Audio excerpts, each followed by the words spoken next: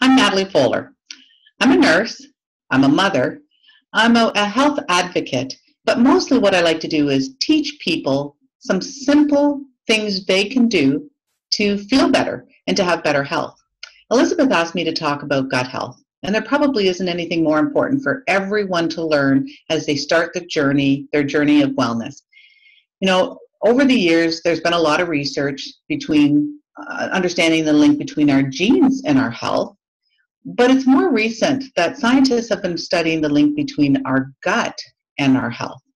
Did you know that our gut is made up of trillions of microbes? And those microbes consist of bacteria, viruses, and fungi.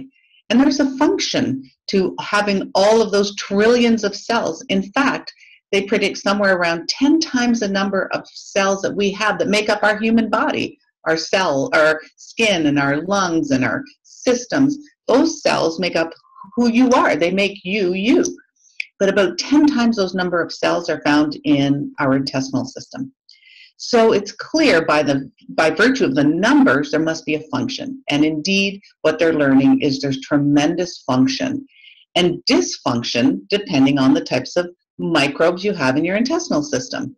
We're going to talk later about how do they get it out of balance. But for now, to understand that there are good bacteria and there are bad bacteria. If you have enough good bacteria and the right kind of bacteria, it means that when you eat, the food you take in is able to produce energy.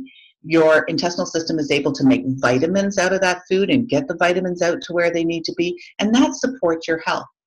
Well, what they're learning is if you don't have enough good bacteria, and in fact have too much of the bad bacteria, now you are exposed to disease because the bad bacteria produce inflammation. We now know that you'll always have bad bacteria in your system. You're born with it.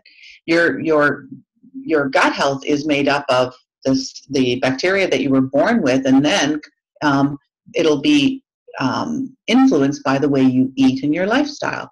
If you have bad bacteria, as we all do, you may have no symptoms of disease. For example, did you know certain bacteria may cause you to have a pimple?